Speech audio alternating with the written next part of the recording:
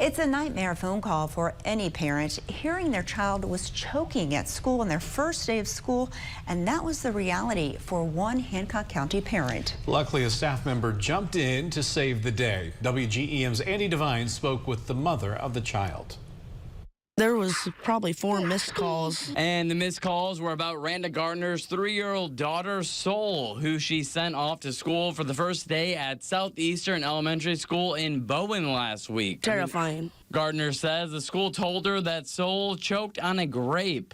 Sol was eating breakfast, started gasping for air. That's when the school employees stepped in and took action immediately. She started crying and said sorry. Gardner says it's an experience that no parent wants to go through, but luckily everything was okay. Shaking.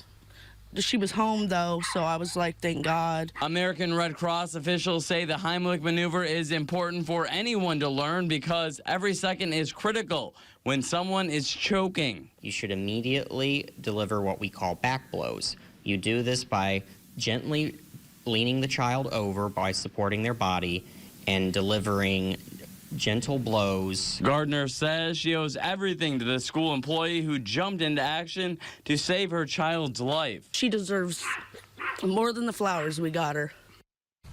And we spoke with the district superintendent. She says she is proud of the employee for taking action and saving the child's life.